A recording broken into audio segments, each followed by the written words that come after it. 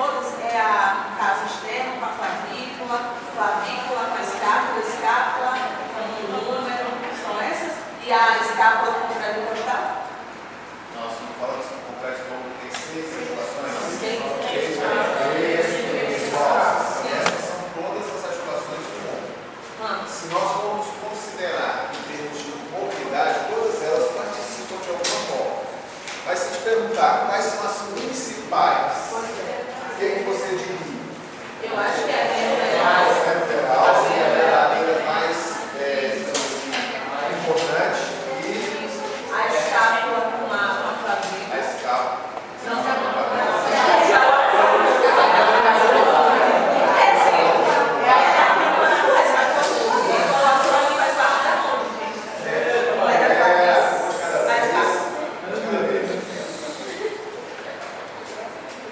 A articulação verdadeira, mais importante do lateral, ninguém tem dúvida disso. Lembra? Por que ela é a mais importante? Ela tem maior mobilidade, tudo bem. Qual a outra, digamos assim? Se a gente for falar, a coluna clavicular, mas aí nós estamos falando de todas. A verdadeira, mais importante, é o lateral. E das falsas, qual a mais importante?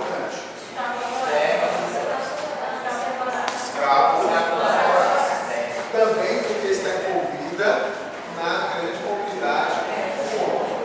Isso não significa que, se tiver uma lesão em externo clavicular, isso pode bloquear a amplitude do movimento. Foi essa minha dúvida porque a crise que é externa, se eu não me engano, a crise que é externa, a externa clavicular, ela é falsa, ela é funcional. Não fala. E aí vocês precisam ter claro que qual que é o conceito de articulação funcional, qual que é o conceito de articulação funcional. Ou seja, articulação verdadeira e articulação funcional. Articulação verdadeira, osso com osso. Articulação externo clavicular. Externo é o quê? É o osso. Clavícula é o osso. Articulação verdadeira. Não tem para onde questionar. Foi essa dúvida que surgiu na minha cabeça, porque eu tenho a impressão que eu vi, eu não sei se foi que eu vi em outro lugar falar disso, entendeu?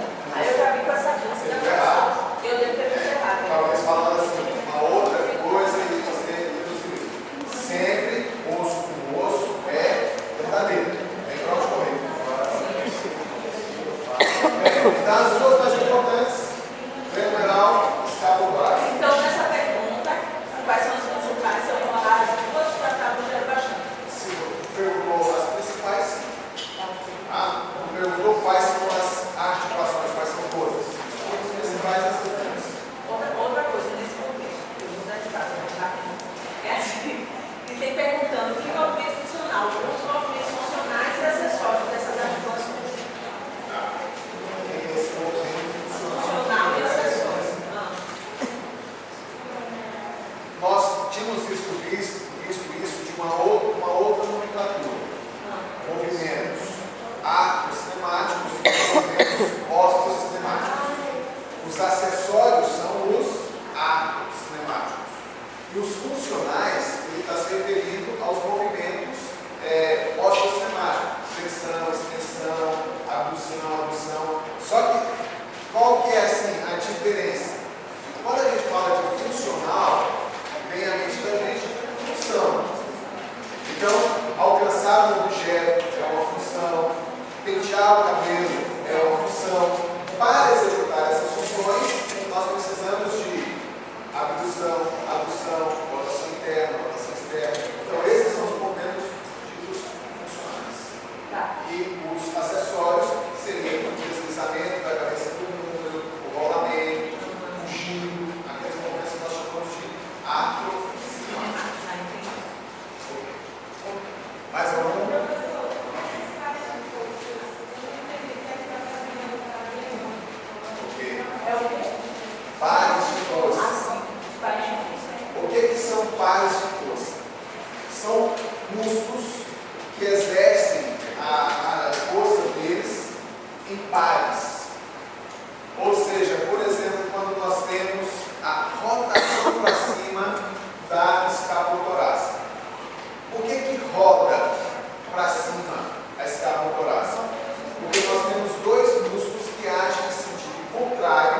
Mas que ao um rodar para um lado, né? Vem cá só. Se eu sou um músculo salva do outro, dentro de casa. Empurra essa cadeira para lá. A cadeira foi. Duas forças agindo no mesmo sentido, não é isso? Agora você vai aplicar a força de lá para cá e eu vou aplicar de lá daqui para lá. O que aconteceu? Rodou, girou. Par de força é quando dois músculos agem dessa forma, um para um lado, o outro para o outro, de forma que haja uma rotação da articulação. Isso é um par de força. Ligado? Entendeu? Então você tem duas forças agindo em sentido, em direção contrária, para produzir o mesmo movimento. Mas essa não é a rotação? Principalmente vai acontecer cinematicamente giro, mas isso pode se refletir como uma redução, em termos funcionais, em termos osteostemáticos, pode ser outro tipo de movimento. Certo? Aí são forças sinérgicas agindo no mesmo sentido. Par de força, quando eu falo par de força, nós estamos referindo a duas forças agindo em sentidos opostos para produzir o mesmo movimento. Digamos assim. Então, por exemplo, quando faz a rotação para cima, o que está acontecendo? Lembra que a gente fala que é trapézio, fibras superiores e trapézio, fibras inferiores?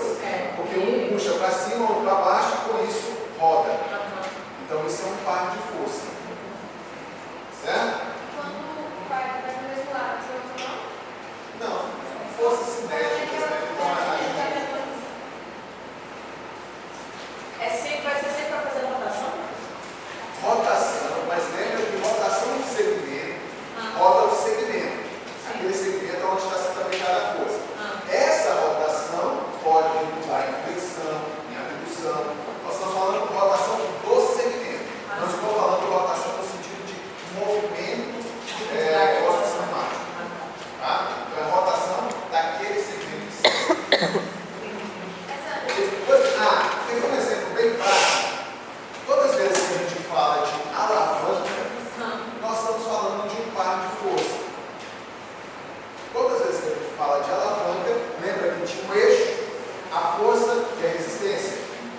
Lembra disso? Nesse caso, o que acontece? A força e a resistência é um par de força. Todas as vezes. Certo? Então, nesse sentido. Duas forças que estão agindo de lados opostos de um eixo. Diga para a Paula. Não, eu entendi. Só estava comentando que eu entendi. Certo? Então, quando a gente tem a alavanca é um exemplo de um par de força.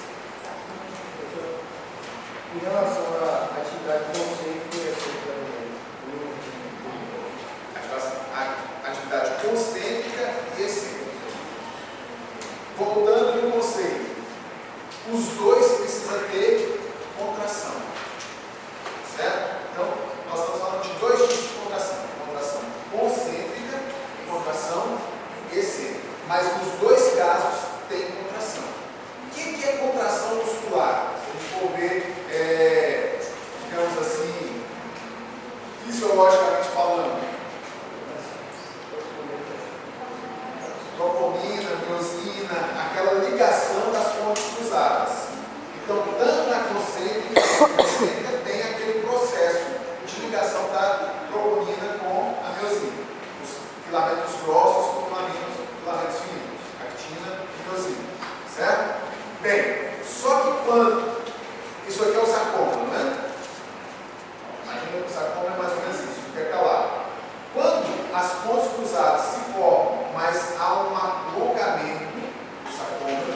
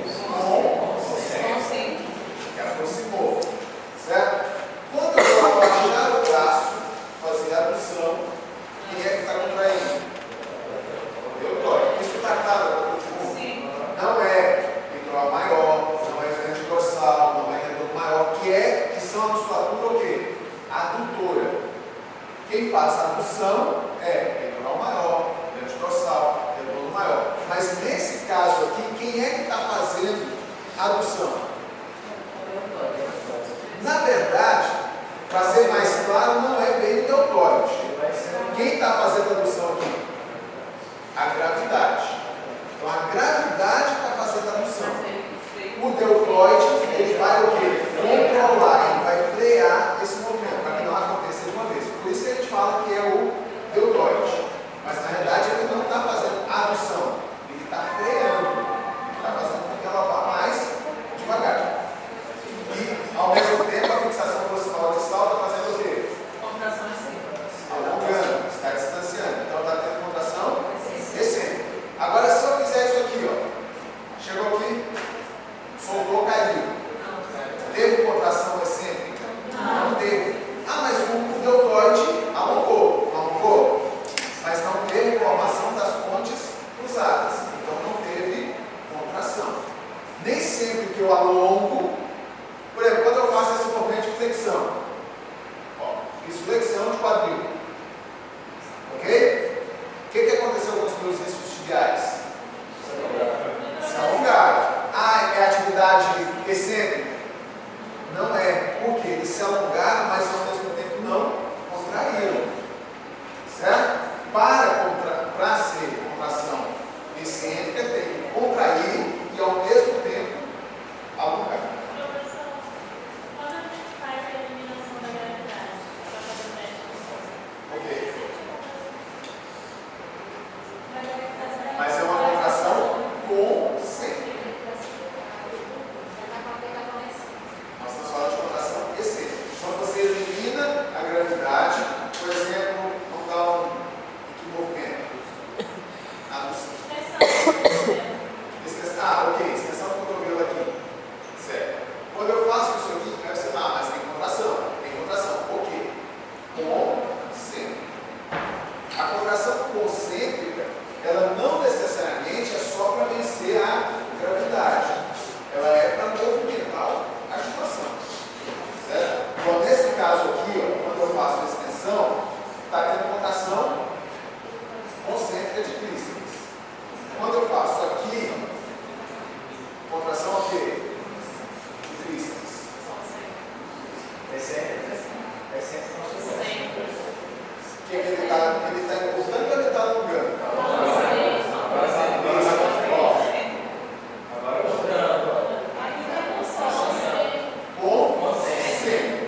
Certo? Aqui também foi concêntrico.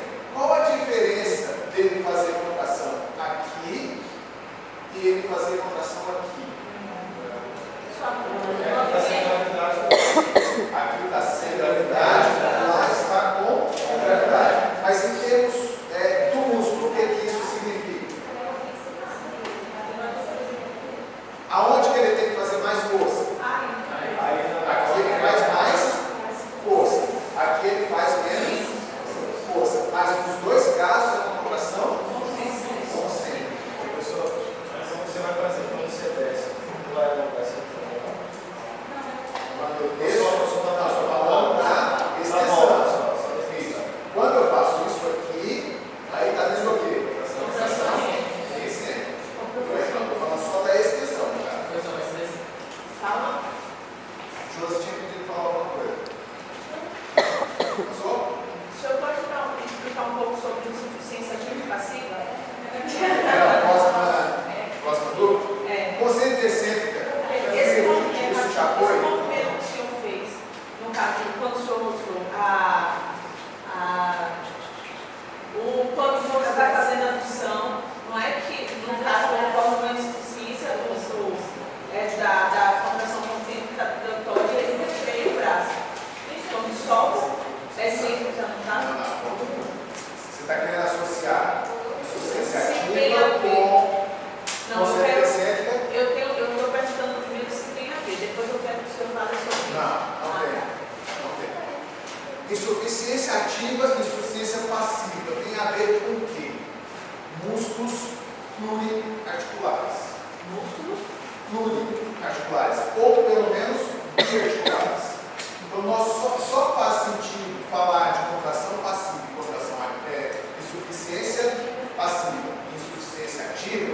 se o músculo for pelo menos biarticular. Ou seja, ele tem que atravessar duas articulações. Certo? Aí o que acontece? Insuficiência ativa é quando ele contrai nas duas articulações. Insuficiência passiva nas duas ou em todas as que ele atravessa. Ou mais de duas, em todas. Insuficiência passiva é quando ele se alonga em todas as articulações que ele atravessa. Tá? Então, insuficiência ativa, ele se contrai em todas as articulações. O que significa dizer que ele contrai em todas? Ele executa um movimento. Por exemplo, bíceps. O bíceps é biarticular? Sim. Porque ele atravessa tanto o femoral quanto a cotovelo. É isso? O que o bíceps faz na glândula femoral? Flexão. É isso? O que ele faz no cotovelo? Flexão. Também. E ainda, na verdade, o bíceps não é nem bi, né? Ele é biarticular. Ele atravessa também a rádio proximal, fazendo supinação. Então, se ele faz supinação, flexão de cotovelo, flexão de ombro, ele encurtou em todas as articulações que ele atravessa. Concorda? Agora, por exemplo, se eu faço supinação com extensão de cotovelo, ele encurtou na rádio proximal, mas em termos de cotovelo, ele alongou. Tá certo? Então não é insuficiência ativa. Mas se ele contrai em todas elas, é insuficiência ativa. Passiva é o contrário. O próprio bíceps. Não é isso? O bíceps, o que ele faz aqui? Flexão de ombro. Então, para fazer insuficiência passiva, o que ele tem que estar fazendo com ombro? Extensão. Cotovelo, ele faz o quê? Flexão. Tem que estar em extensão. Supinação e pronação. Faz o quê? Ele faz supinação. Tem que estar em pronação. Então, pronação, extensão, aqui. Isso aqui seria insuficiência passiva de bíceps. Ou seja, o movimento contrário de todas. Supinação é o que quando ele está contraindo. Então, quando ele está alongado, é pronação. Então, pronação, extensão de cotovelo, extensão de. Certo? Vocês. Bate aí. Mas ele está alongando em todos os movimentos. Entendido isso? Ele faz passiva de um e ativa do outro.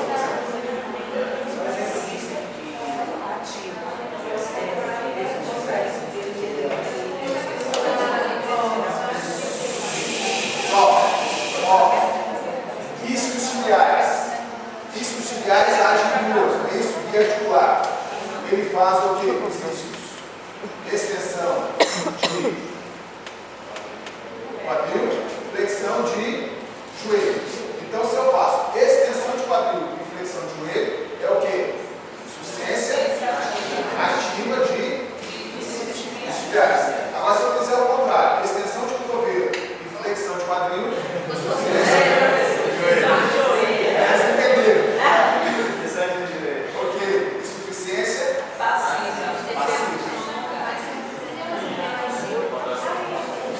De passiva? Aqui foi o que eu falei no início. Extensão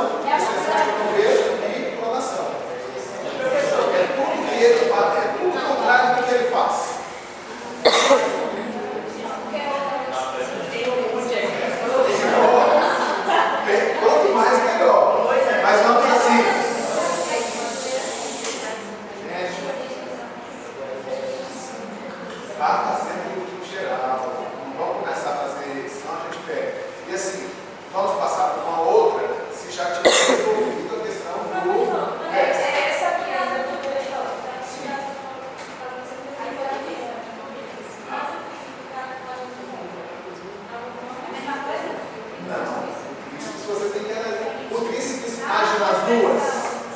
Não. Não? Ah, Tríceps faz extensão de ombro, de glenomeral, e faz extensão de cotovelo. Então, extensão de ombro, extensão de cotovelo é insuficiência o quê? Ativa de tríceps. Certo?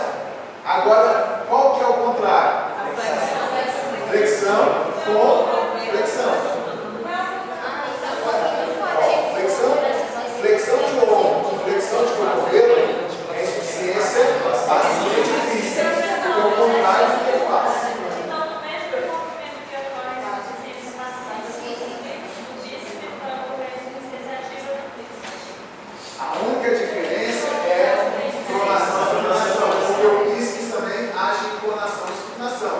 Agora, quando diz respeito a glenomeral e cotovelo, é o contrário. Mas no caso do bíceps, ele vai influenciar. Ele não influencia com o suíno, ele não age com o suíno. A única diferença é essa. Agora, em termos de glenomeral e de cotovelo, é o contrário. Quando eu estou em ativa de bíceps, eu estou em passiva de tríceps. como é que foi a dúvida de Michel? Qual foi a dúvida de Michel? Se a insuficiência passiva do tríceps era a insuficiência ativa do bíceps, era o oposto. Se era a mesma coisa, né? O mesmo movimento gerava insuficiência passiva de um, insuficiência ativa do outro.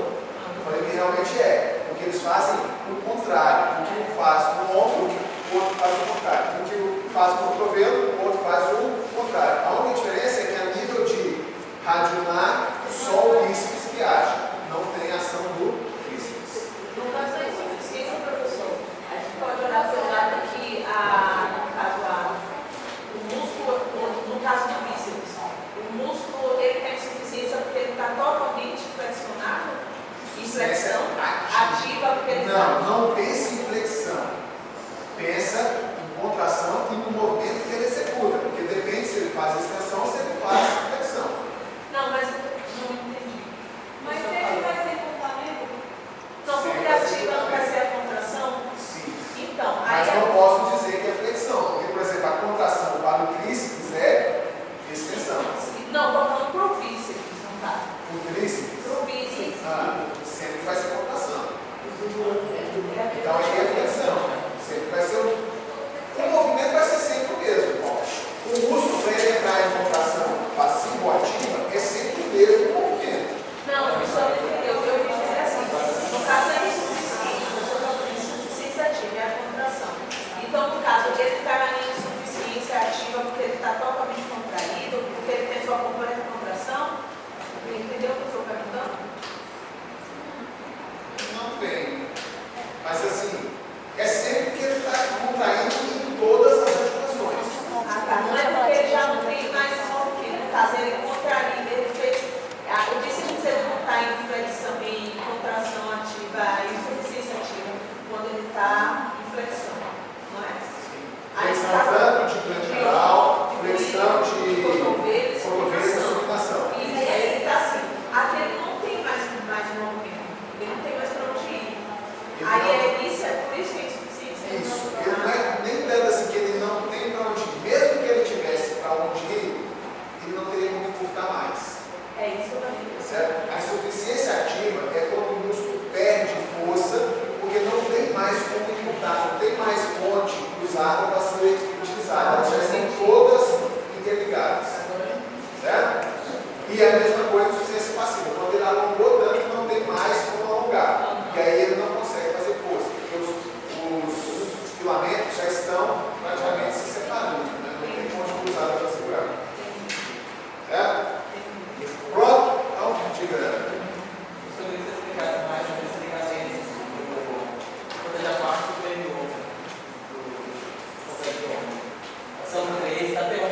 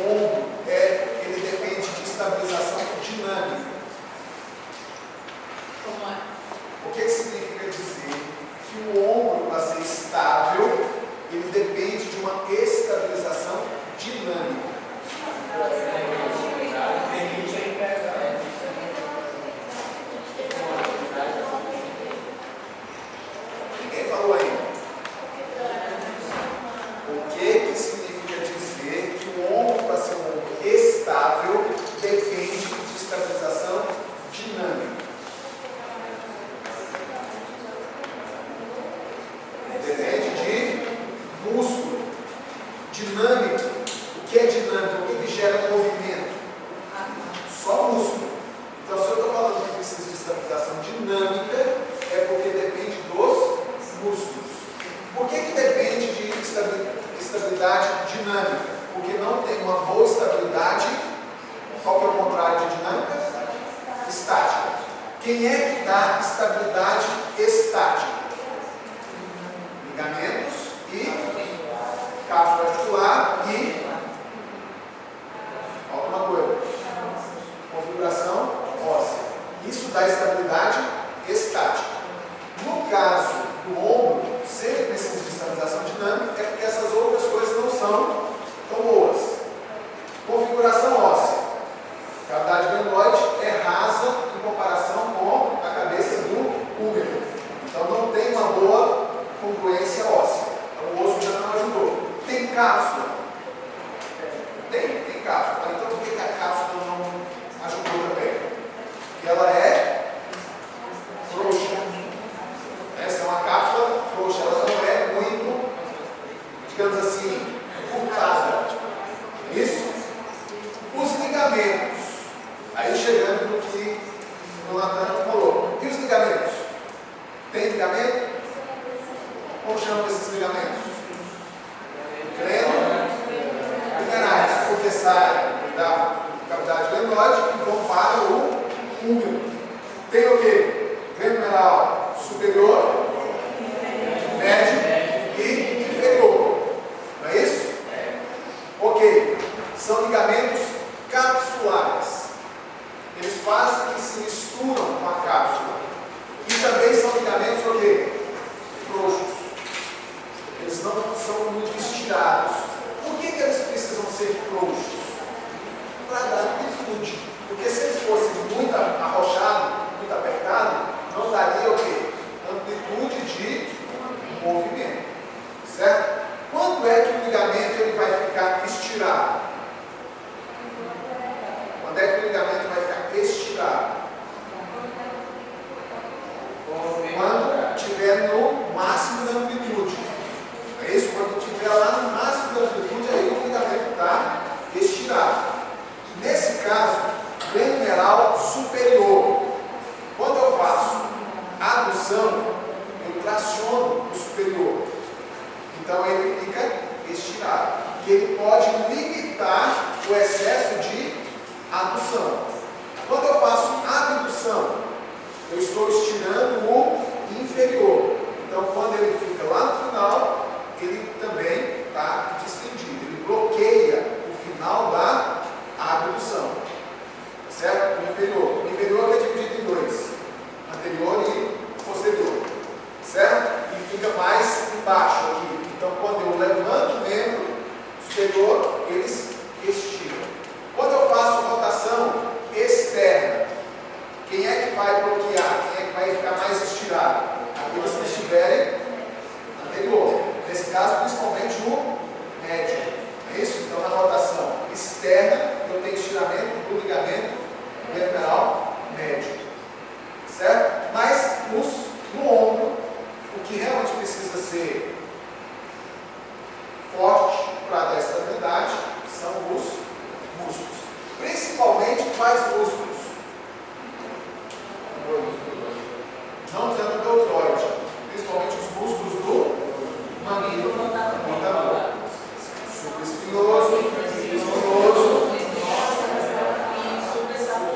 exatamente, esses quatro músculos. Eles é quem dão essa estabilidade dinâmica para o ombro.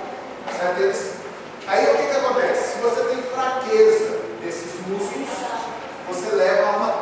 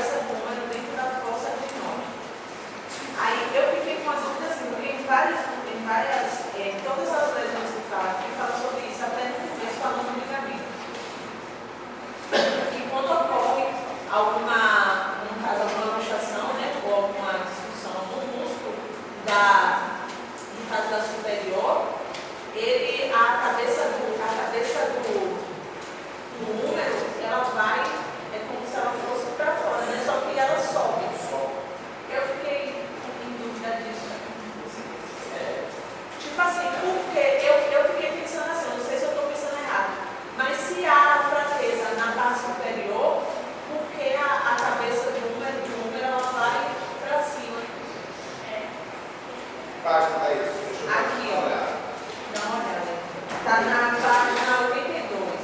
82. Isso. Tem várias aqui que eu estou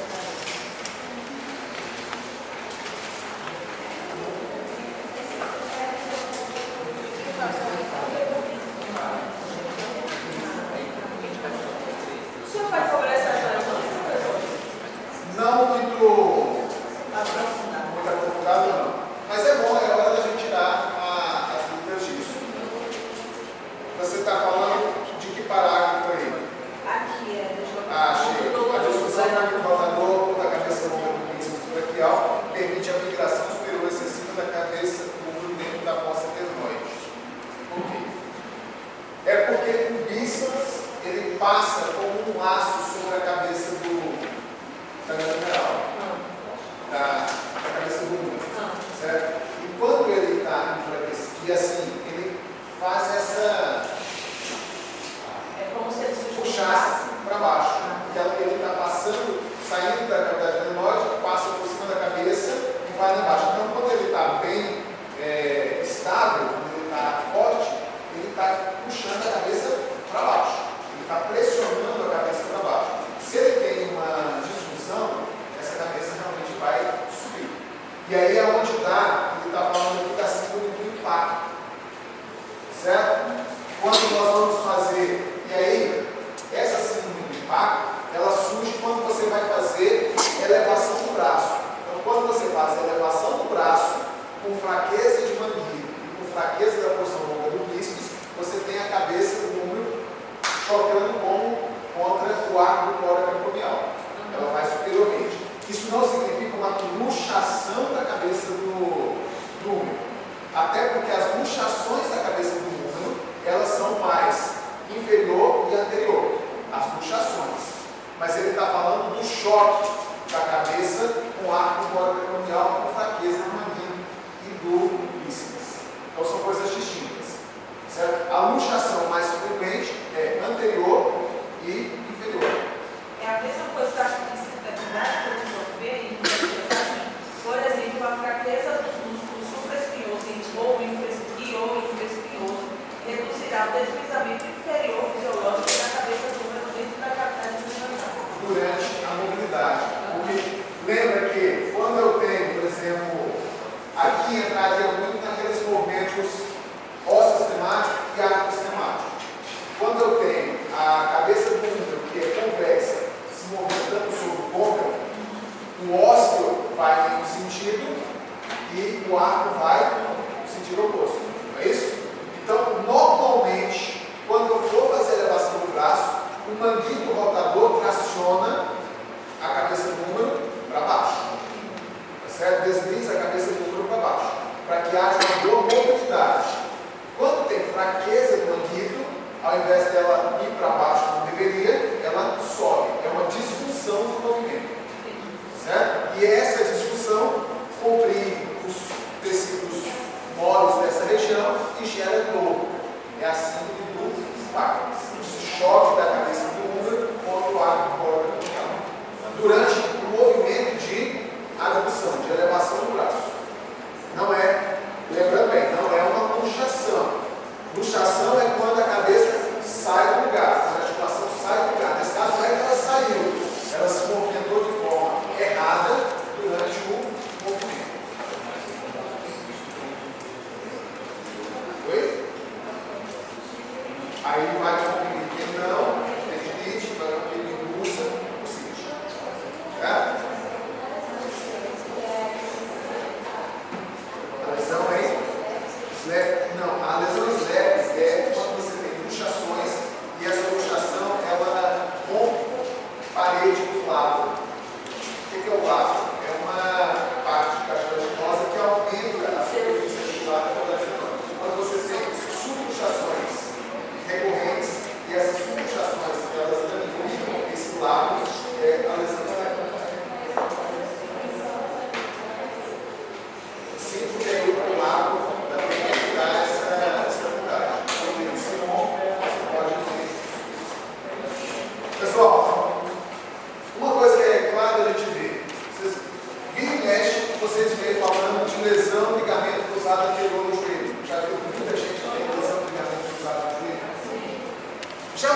falar de lesão do ligamento glenohumeral anterior ou lesão do glenohumeral médio?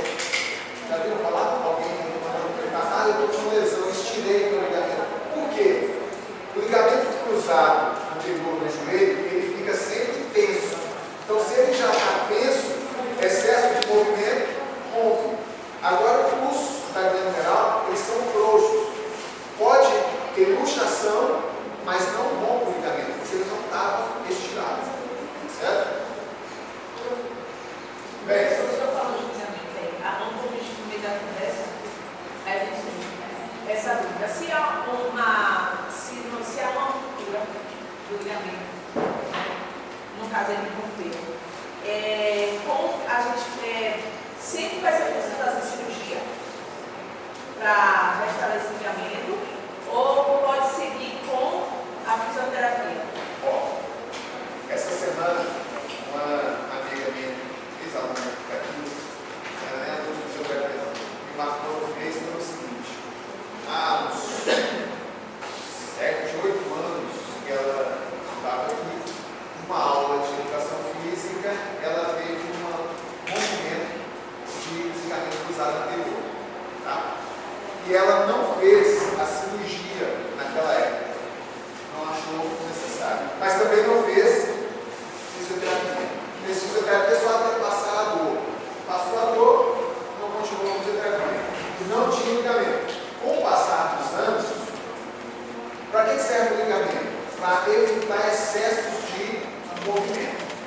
Então, com o passar dos anos, esses excessos de movimento que estão acontecendo foram lesando estruturas próximas. O próprio menisco já lesou, a própria cartilagem articular dela já tem desgaste e agora ela vai ter que fazer cirurgia. Então, quando você tem uma lesão de ligamento, no caso do ligamento cruzado, mesmo lesões completas, se a pessoa não for atleta, se ela não joga futebol, se ela não tem assim, uma atividade que exija muito do joelho, e ela fizer um trabalho de condicionamento muscular muito bom para substituir a estabilidade estática pela estabilidade dinâmica, pode até ser que ela consiga viver sem a cirurgia. Mas para dar estabilidade estática de novo, a única forma é fazer a cirurgia. Certo? Nós podemos compensar a instabilidade estática por lesão do ligamento com uma estabilidade dinâmica pelo fortalecimento do músculo. Compensar, mas uma não substituir a outra. E aquela coisa, se ela partir para esse princípio, ela vai estar sempre bem condicionada. Porque hoje, por exemplo, você faz fisioterapia hoje, fortalece a musculatura que dá suporte ao joelho, dá estabilidade. Mas se você para de fazer atividade, o músculo descondiciona, enfraquece de novo e não vai dar estabilidade. E aí não dá estabilidade, pressão. Então, ou você fica muito atento à sua estabilidade dinâmica, sempre treinando, sempre fazendo atividade física para ter essa estabilidade, ou você vai lá e faz a cirurgia. Por isso que o mais recomendado é fazer a cirurgia, principalmente quando são lesões complexas de ligamento.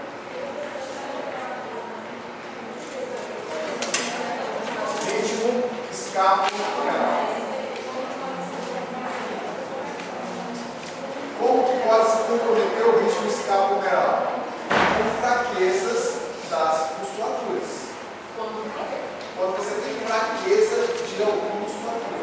Por exemplo, o ritmo escapulohumeral, ele é a relação entre os movimentos de abdução e de rotação para cima da escápula torácica.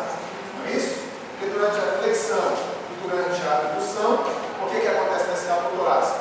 Rotação para cima, no caso da abdução, e rotação para cima com a abdução da escápula torácica, no caso da flexão.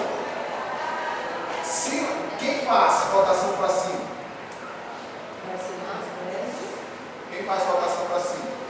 Faz músculo. Trapézio, fibras superiores e fibras inferiores. Quem mais? Cerrado inferior. Se eu tiver uma fraqueza dessa musculatura e eles não conseguirem fazer a rotação para cima, certo? Isso pode atrapalhar o ritmo escapular. Mas pode ter outra coisa. A musculatura pode estar forte, mas você pode ter um encurtamento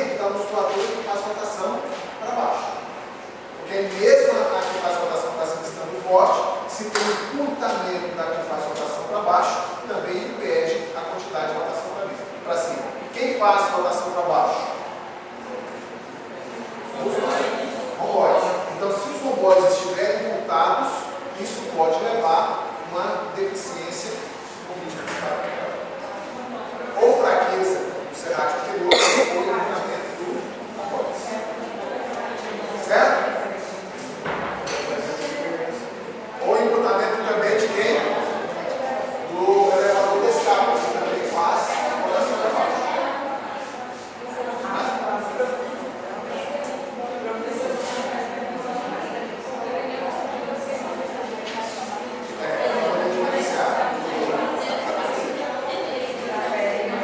Tranquilo, Patrícia? Pronto, nenhuma dúvida mais? Tem mais.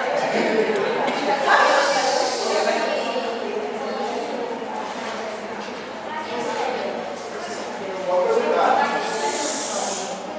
Thaís.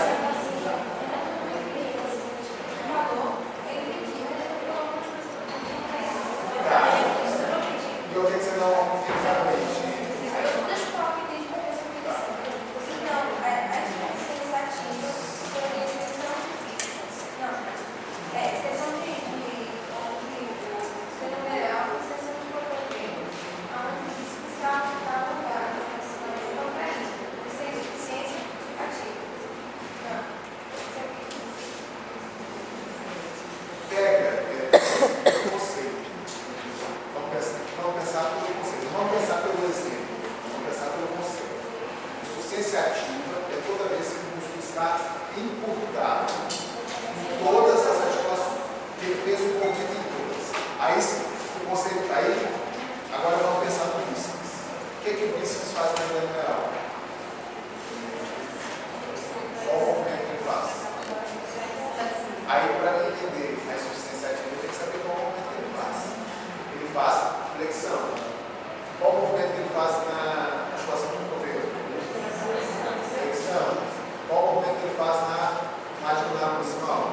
Inclinação. Então, todo esse movimento máximo, eu tenho a insuficiência ativa do bíceps. A insuficiência passiva é o contrário. Então, se ele faz flexão de lateral, eu vou fazer extensão. Se ele faz flexão de cotovelo, eu vou fazer extensão de cotovelo. Se ele faz supinação, eu vou fazer pronação. Certo?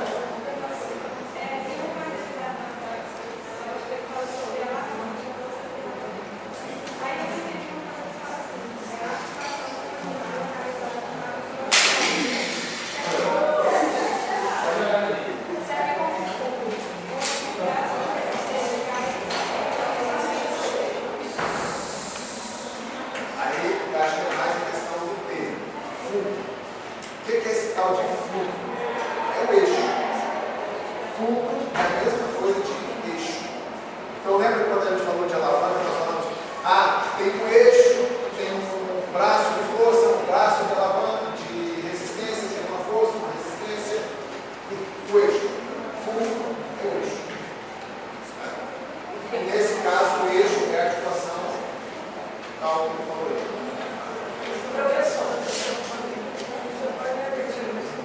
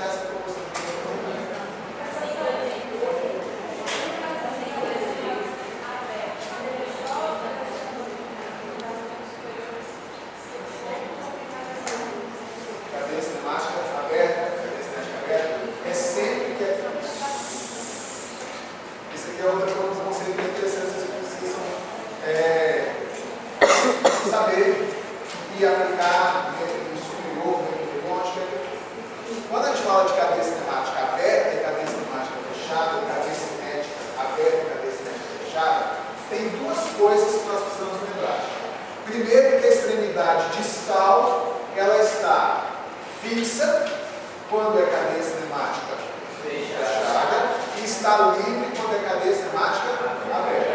Essa é a primeira diferença. Mas tem uma outra diferença também que é importante lembrar. Na cadeia cinemática aberta, o segmento distal move sobre o segmento proximal. Já na cadeia cinemática fechada, o segmento proximal move sobre o distal. Essas são as duas diferenças entre cadeia cinemática aberta e fechada.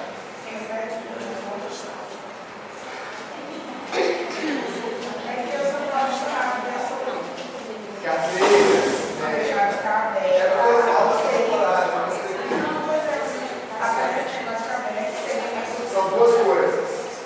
Quando a gente fala de cadeia cinemática aberta e fechada, tem dois fatores que a gente tem que levar em consideração. Primeiro, a extremidade. Extremidade livre, cadeia cinética aberta. Extremidade fixa, cadeia cinética fechada. Mas também precisamos considerar na cadeia cinética aberta o segmento distal movimenta sobre o proximal. Então, por exemplo, o antebraço sobre o braço. Já quando eu estou fazendo a cadeia cinética fechada, o proximal movimenta sobre o distal. O meu antebraço vai estar fixo e o meu braço vai se aproximar.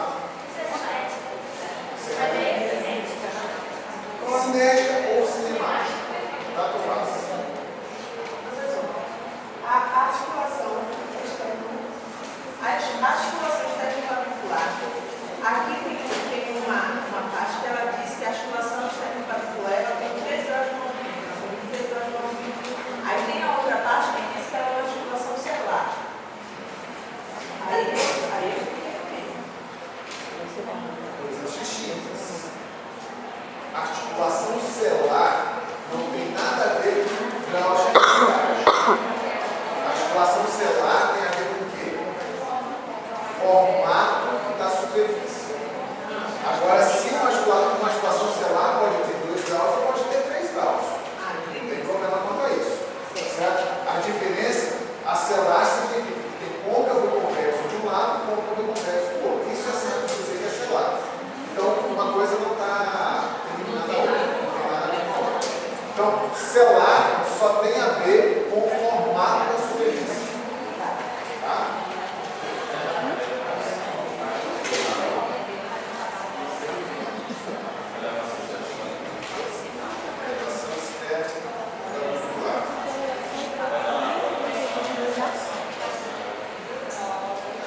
Passa pela cabeça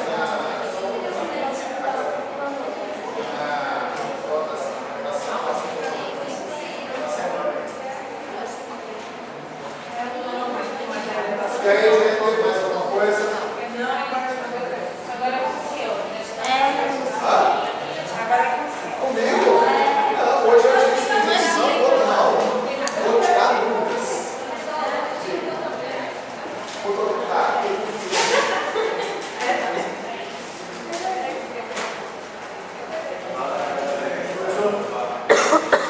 Explica sobre o ângulo de carregamento. O que é o ângulo de carregamento?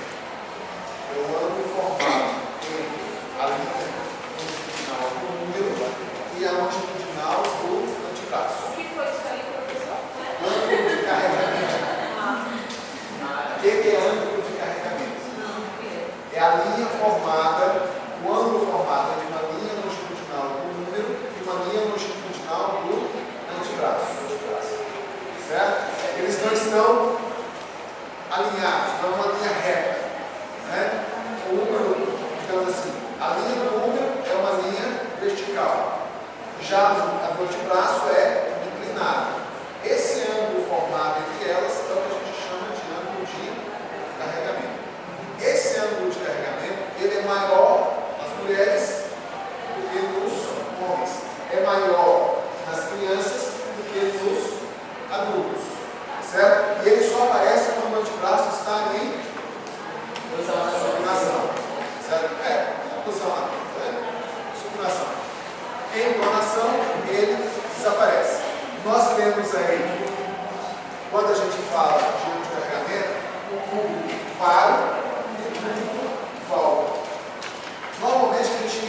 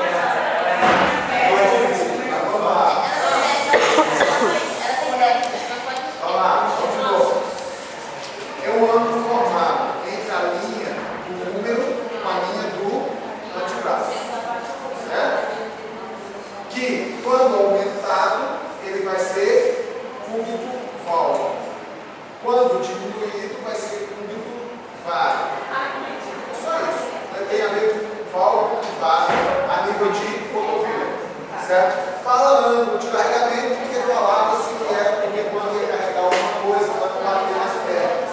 Que não tem nada a ver, porque ninguém carrega as coisas em subnação. E professor, você está mandando uma mensagem para ser Paulo.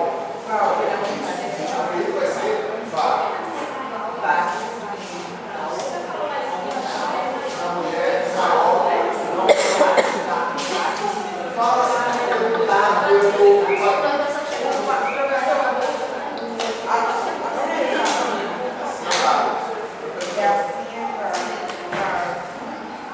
assim é o alvo e assim é o vá.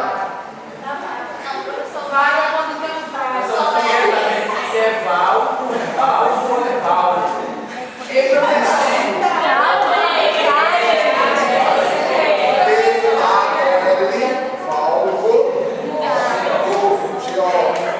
ou Pablo é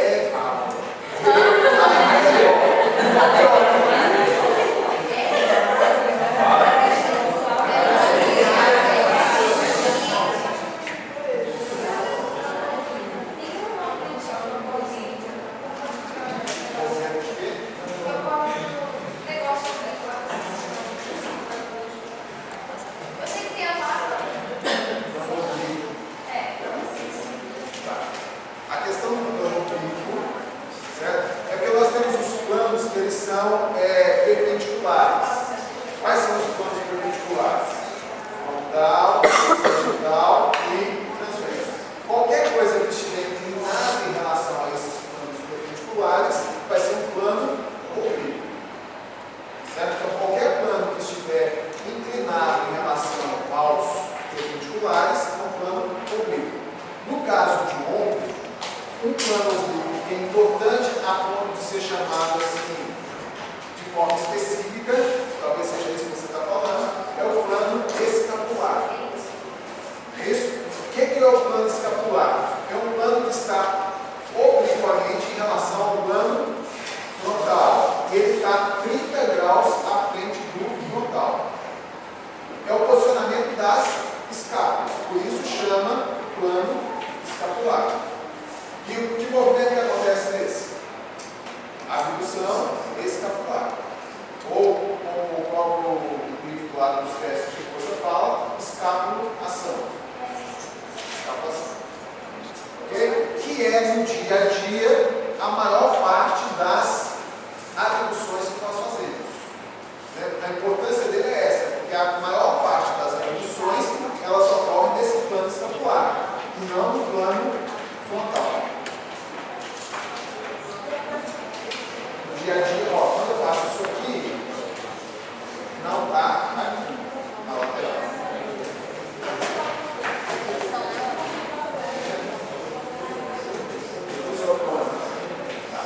A contração isotônica, isso é o mesmo. Mesmo o quê? Força. Então seria uma contração onde você tem a mesma força ao longo de toda a amplitude de movimento. Isso não é, digamos assim, muito comum, porque a depender do ângulo dessa força muda, mas nós consideramos todas as contrações normais do dia a dia que a gente faz como isotônicas, sempre que há movimento. Qual que é, digamos assim, quais os outros tipos? Isométrica. A isométrica não tem mobilidade da articulação. Então, é bom pensar o seguinte: se não é isométrica, é isotônica, porque tem a mesma força ao longo de toda a amplitude. E tem o terceiro tipo, que é a isocinética. Mas a isocinética também só com equipamentos que você manter a mesma velocidade. Isométrica não tem movimento na articulação. Tem contração do músculo, mas não tem movimento articular. Qualquer músculo pode fazer contração isométrica. Né? Se eu chego aqui, dou suporte para o bíceps e faço força para funcionar, meu bíceps está contraindo, mas o cotovelo não está movimentando. Isso é uma contração isométrica de bíceps. O que acontece com a isométrica? A resistência é maior do que a força de produção do músculo. Certo? A força do músculo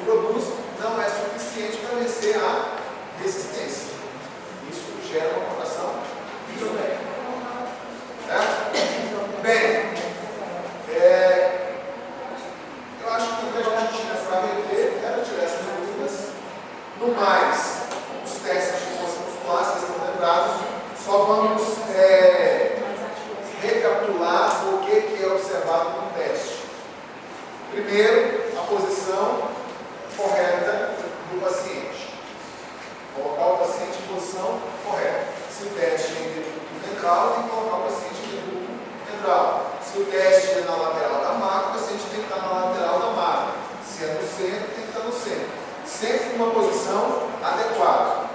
Um fisioterapeuta precisa ficar numa posição também adequada, correta em relação ao paciente. Então, nada de ficar torto, nada de ficar distante, sempre próximo ao paciente. Então, primeira coisa, posicionamento do paciente e posicionamento do profissional. Primeira coisa.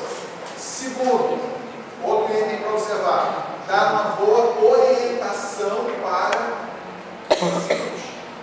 Tá? Na hora de dar uma boa orientação, se necessário, mostra, faz, eu quero fazer esse movimento, desse jeito. Não adianta ficar atrás do paciente, ó, eu quero fazer esse movimento. Ele está olhando para lá e você lá atrás, quero fazer isso. Ele tem que ficar assim. Você chega na frente do paciente, se posiciona adequadamente, quero que você faça esse movimento. Entendeu? Identifica o quê? Vai e faça. Aí ele faz o movimento. Vocês vão executar. Lembrando, fez o movimento por toda a amplitude, se olhou, pôs na posição correta, já é o quê? Grau 3. Sempre que eu testo, eu começo pelo grau 3, mas não paro no grau 3. Teve gente que na última prova, é grau 3. Aí daí, é grau 3. Não testou o quê? O 4 e o 5. Então não termina o teste a hora que a pessoa faz sem resistência. Ela fez sem resistência, ou você pode, então assim, já ser direto, e ele fez, aí você, agora mantém e não deixa baixar, e já faz o movimento, ou ele abaixa, e você, agora você vai fazer de novo, ele faz, não deixa baixar, isso não importa, ou você já faz de imediato, ou você pede para ele fazer o movimento de novo e aplicar resistência. Resistência moderada, grau 4. Resistência forte, grau 5.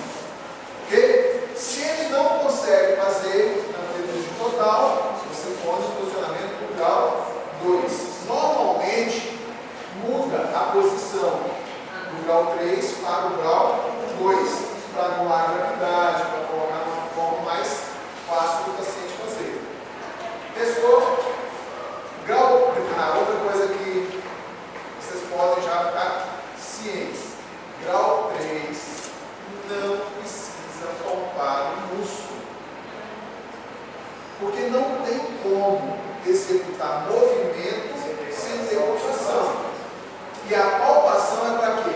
Para identificar se está tendo ou não palpação. Então não faz o menor sentido, é ilógico você querer palpar durante o movimento que está ocorrendo. Isso não precisa. Certo? A palpação, ela só vai ser ideal para o grau 2. E assim mesmo, 2, se tiver movimento parcial, já pode, digamos assim, descartar. Só não descarta de tudo, por quê? O que vocês acham que não é legal descartar de tudo? Palpar de tudo. Porque pode estar tendo uma substituição. Outro músculo está naquele momento. Ok, aí eu vou, para confirmar que aquele músculo mesmo, faço a palpação. Mas a palpação é essencial no grau 1 de sistema.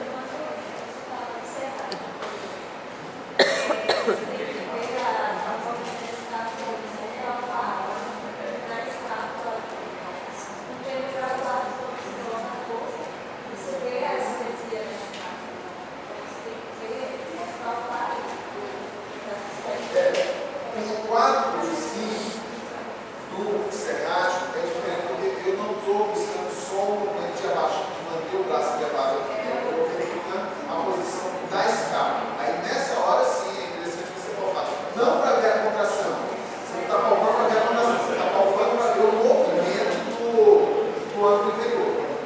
Certo? Então por isso que você palpa. Não é por causa da contração em si. A contração é evidente que está tendo. Você precisa ver o mal. Alamento é quando tem o afastamento da amostra radial. Deslocamento do ângulo inferior.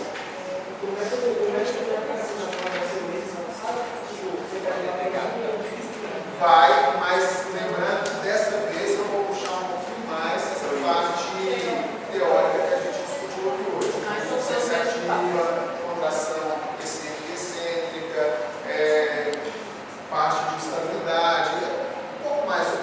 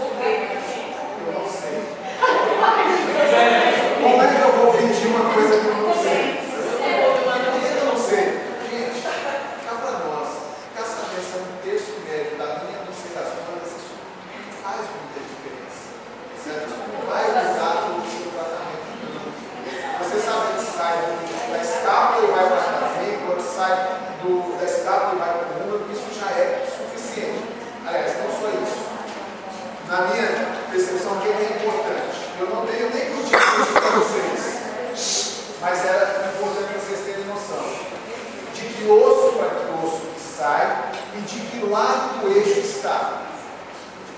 Isso é bom saber. Porque, por exemplo, o músculo que faz rotação interna, além dele estar no pivô, ele está à frente do eixo. O que faz rotação externa está posterior ao eixo. Então, além de sair, por exemplo, do tórax e do úmero, ele vai nessa direção, mas está anterior ao eixo de rotação. Quem faz rotação externa está posterior. Mas tem isso eu peço de vocês, tá? Tem que ir só mesmo de osso para osso não vai. Precisa não? Tá. Mas você sabe, né?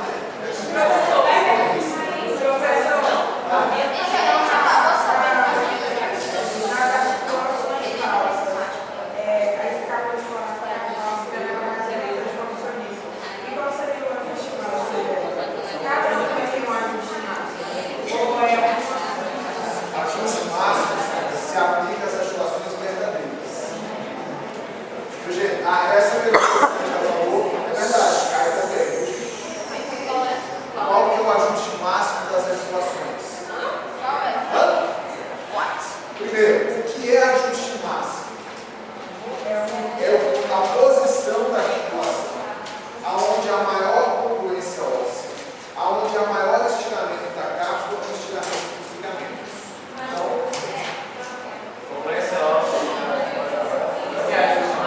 ajuste máximo é onde ela está na maior congruência óssea, ela está com os ligamentos mais estirados e com a cápsula mais estirada, ou seja, ela está travada, ela fica travada. Nessa posição de ajuste máximo, não tem como fazer movimentos acessórios, não tem como fazer movimentos aprocinemáticos, certo? Aí para cá de cotovelo é extensão. Extensão de cotovelo, joelho também extensão. Aí do ombro, a glenomeral, abdução com rotação externa.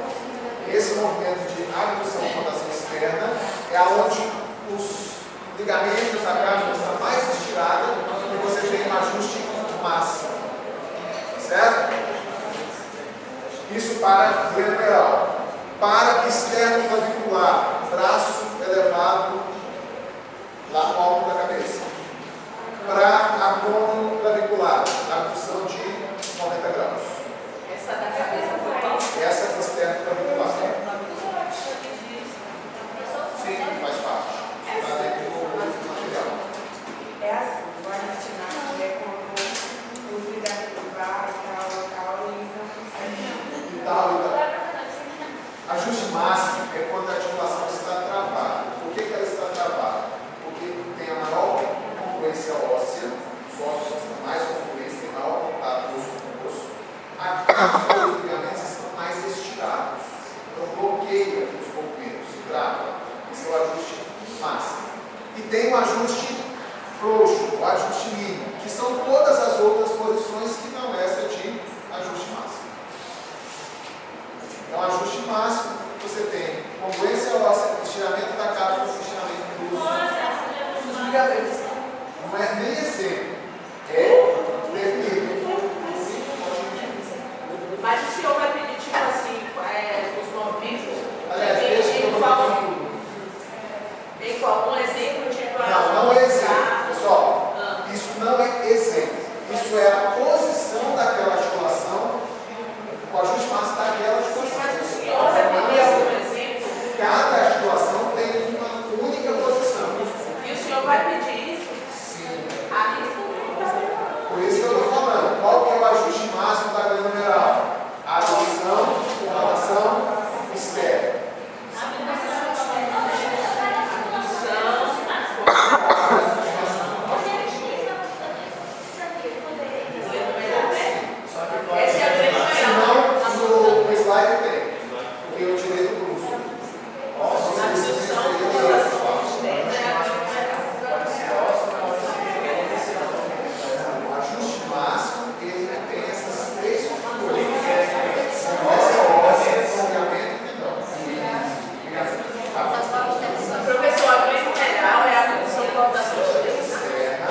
a Esther, quando